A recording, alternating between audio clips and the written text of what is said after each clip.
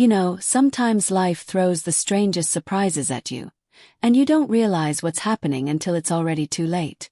That's what happened to me. Honestly, I never thought I'd even entertain the idea of doing something like this, but here I am, telling you a story I wouldn't believe if someone else told me. It all started when my husband Dave got called away on a last-minute business trip. It wasn't unusual. His job required him to travel quite a bit. Still, this time felt different. Maybe it was the way he rushed out the door, barely giving me time to process that he'd be gone for 2 weeks. 2 whole weeks. He kissed me on the cheek, grabbed his bags and said, "I'll call you when I land," and just like that he was gone. I didn't think much of it at first. I mean, I'm used to being alone when he's away, but later that evening I got a knock at the door. I wasn't expecting anyone, so naturally I hesitated.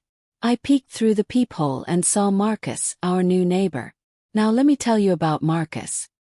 He moved into the house next door about 6 months ago, and honestly I didn't know much about him. I'd seen him a few times, waved hello here and there, but that was about it. Marcus was, well, let's just say he had a presence. Tall, broad-shouldered, with this calm confidence about him, and he had the kind of smile that could light up a room. "Hey," he said when I opened the door. "Sorry to bother you, but I noticed your porch lights flickering. Thought I'd let you know." "Oh, thanks," I replied, suddenly very aware of the fact that I was wearing an old sweatshirt and yoga pants. "I've been meaning to fix that." "No problem. I've got some spare bulbs if you need one," he offered. "I could swap it out for you real quick." Normally I'd politely decline, but something about his tone made me trust him. "That'd be great," I said, stepping aside to let him in. I watched as he worked on the light. His movements smooth and efficient.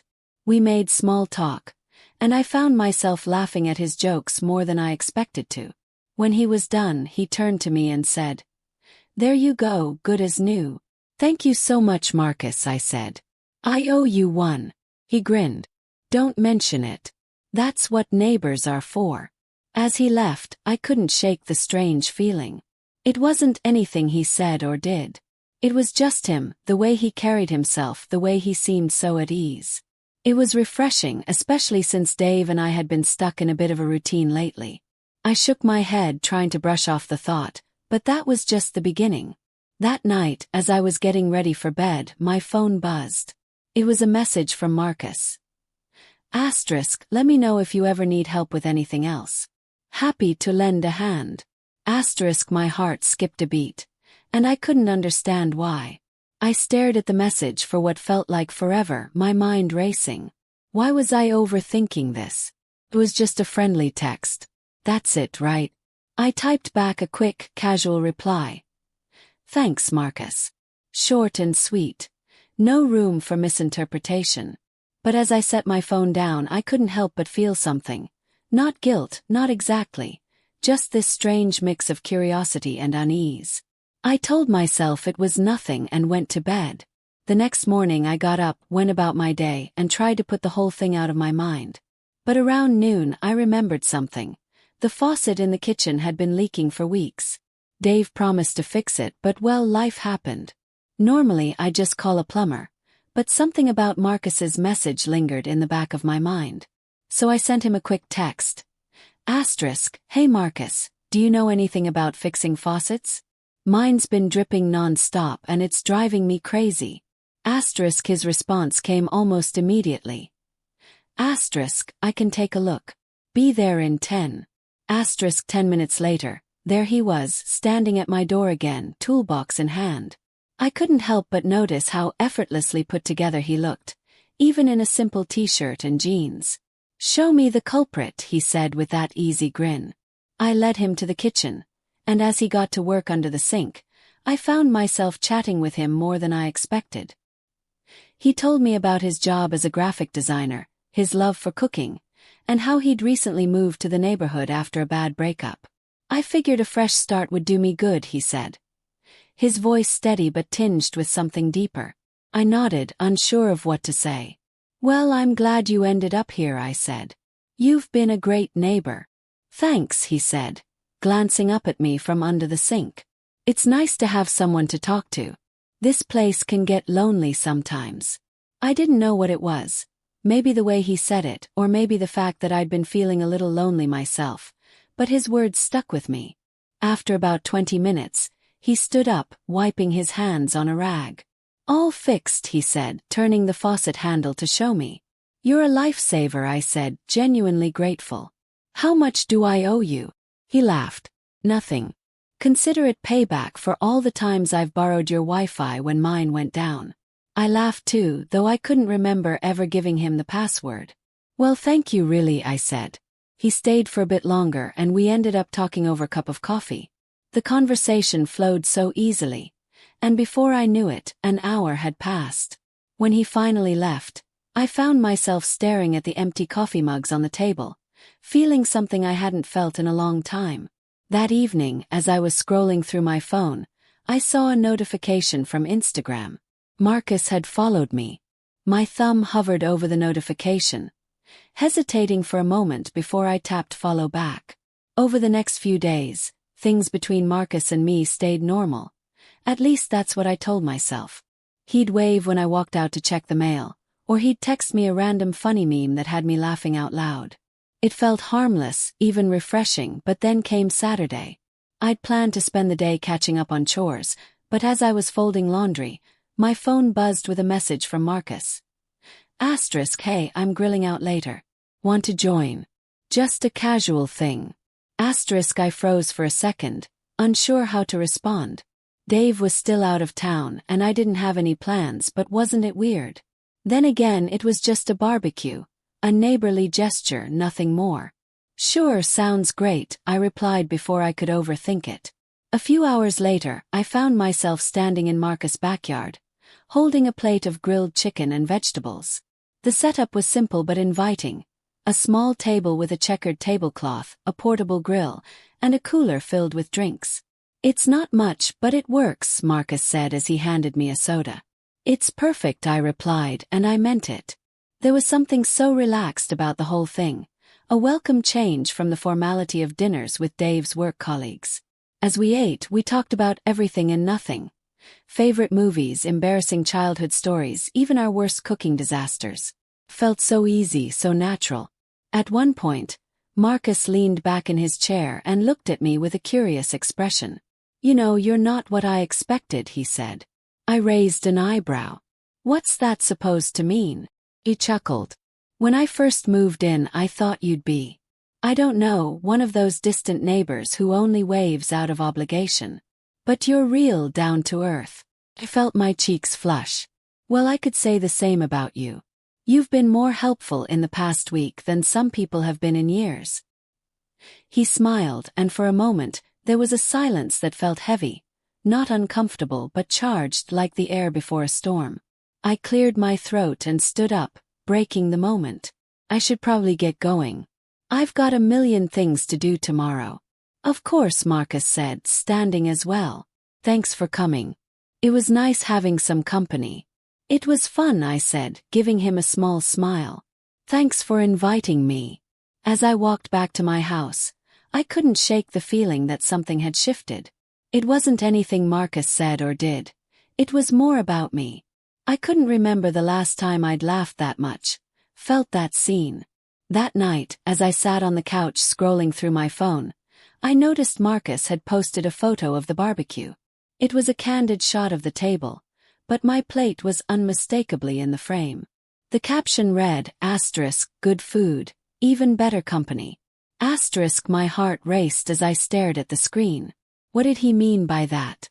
The next morning, I woke up with Marcus' Instagram posts still on my mind. I couldn't tell if I was overthinking it or if there was something more to his words. Good food, even better company. Was it just a friendly nod to our barbecue? Or was he trying to say something else? I shook it off and busied myself with errands, but as the day went on, my phone kept lighting up with his name. First, he sent me a funny meme, then a random message about how his coffee machine had broken and he was tragically undercaffeinated. Each message seemed so casual, but there was a warmth to them that I couldn't ignore. By the afternoon, I found myself standing in my kitchen, staring at the untouched groceries I'd just bought. My phone buzzed again. Marcus. What's for dinner tonight? I might need to invite myself over if it's anything good. Asterisk, I laughed out loud. Without thinking, I replied, asterisk, only if you don't mind takeout. Cooking isn't happening tonight. Asterisk. Asterisk, Marcus. Perfect. I'll bring dessert. Asterisk. It was so easy, too easy. But when he showed up that evening, I told myself it was still harmless. Neighbors share meals all the time, right? We sat in my living room, takeout boxes spread across the coffee table. Marcus brought a small container of chocolate mousse he'd made, which turned out to be better than anything I'd had in a restaurant. You made this? I asked, incredulous. He grinned. Cooking's kind of my therapy. It's how I unwind. Well, it's unfair how good this is, I said, taking another bite. The conversation flowed like it always did, but tonight, there was something different in the air. The way he looked at me lingered just a little too long. The way I laughed at his jokes felt a little too free.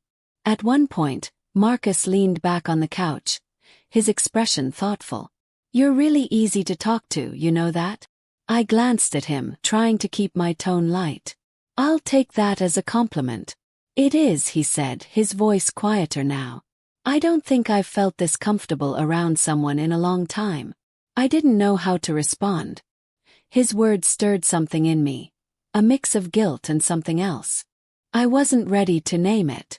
I looked away, focusing on the empty takeout containers.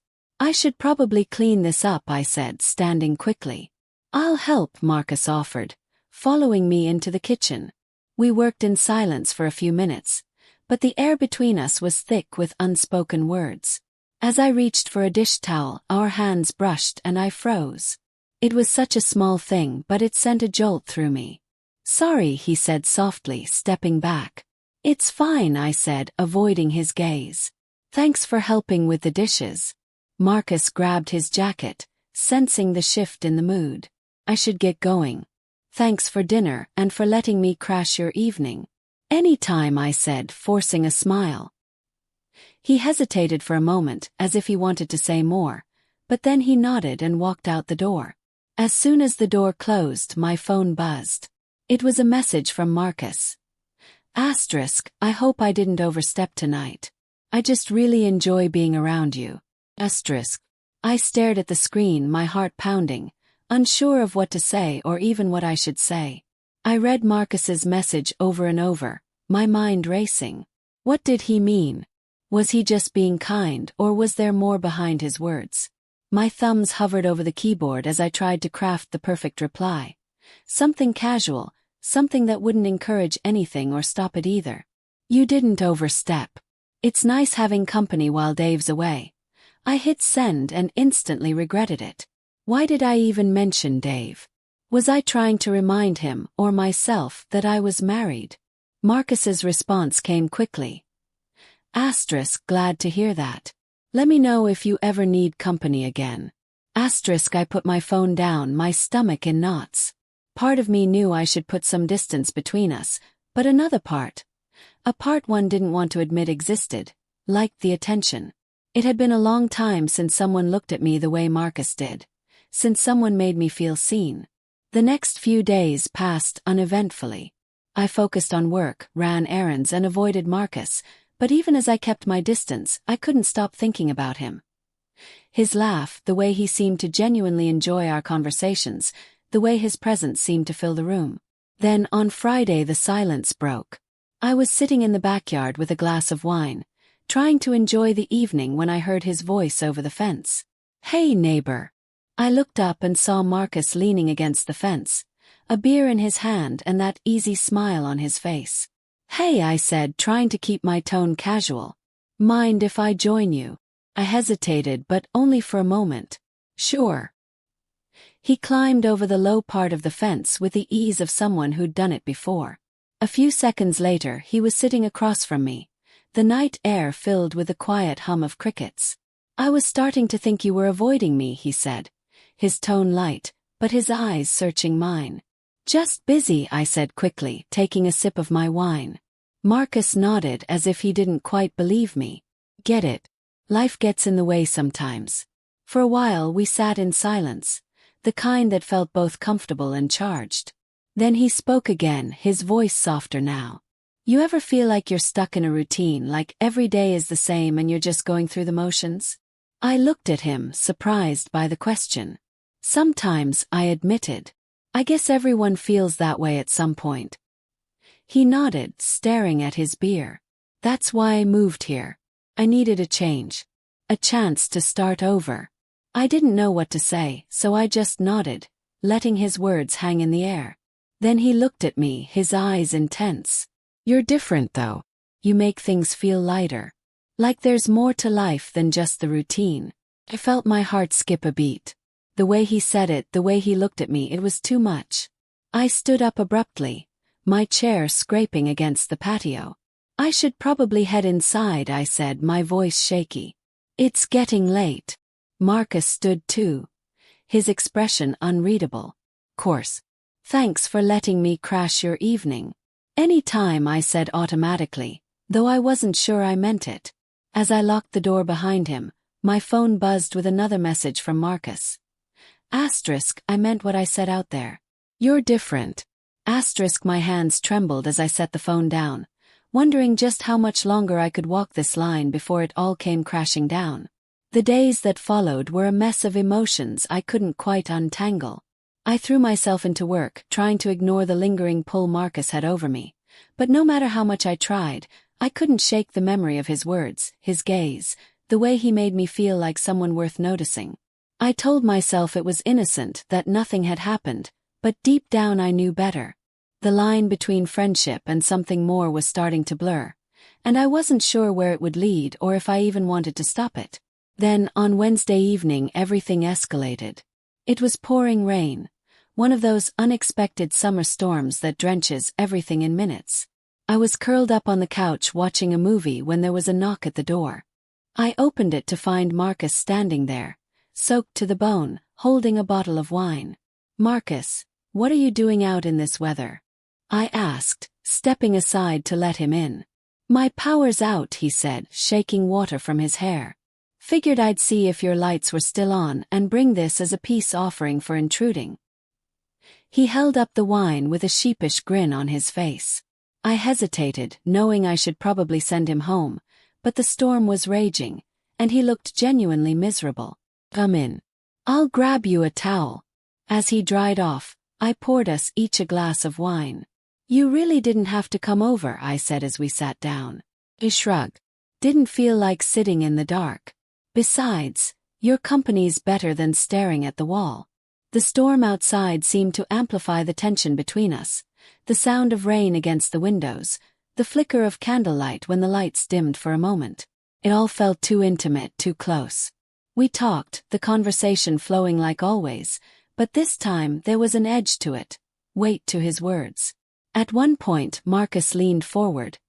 His eyes locked on mine. You know, he said, his voice low, I've never met anyone like you. You're smart, funny, and you don't even realize how incredible you are. I froze, my heart pounding. Marcus, sigh. He interrupted, leaning back and running a hand through his hair. I know you're married. I'm not trying to cross any lines, but I can't help how I feel. His words hung in the air, heavy and undeniable. I should have shut it down, told him to leave, reminded him, and myself, of the boundaries we were supposed to respect. But instead I sat there, unable to look away. I don't know what to say, I whispered, my voice barely audible over the rain. You don't have to say anything, Marcus said, standing up. I needed to be honest with you. He walked toward the door, his hand on the knob. I'm sorry if I've made things complicated. That was never my intention. Marcus, wait, I said, standing without even thinking. He turned, and for a moment it felt like the whole world stopped. The storm, the tension, the unspoken feelings. It all came crashing down around us. Marcus hesitated, his hand still on the door knob. If you tell me to leave, I will, he said quietly. But if there's even a part of you that feels what I feel, just say the word. I stared at him, my heart in my throat, knowing that whatever I said next would change everything. The air between us was thick, the weight of his words pressing down on me. My mind screamed for me to stop this, to say the right thing, to draw the line. I knew we were dangerously close to crossing, but instead of speaking, I stood there frozen, my heart pounding so loudly I could barely hear the rain outside. Marcus didn't move. He just stood by the door waiting, giving me the space to decide. His restraint only made it harder. He wasn't pressuring me, wasn't pushing. He was just there. "I can't," I finally whispered, my voice trembling. "This isn't right." "I know," he said softly, cutting me off. "I know it's not, but that doesn't change how I feel." He took a step closer, his eyes searching mine. "I'm not asking for anything. I needed you to know." I couldn't breathe. My mind was a whirl of emotions. Guilt, fear, confusion, and something else I didn't want to name. I felt trapped between what I knew was right and what my heart was screaming for me to do. "Marcus, we can't do this," I said, finally finding my voice. "We haven't done anything," he said, his tone steady, but his eyes filled with something raw. "But tell me honestly, if he wasn't in the picture, would things be different?" The question hit me like a punch to the gut. I wanted to lie, to say no, to tell him that nothing would ever change, but I couldn't.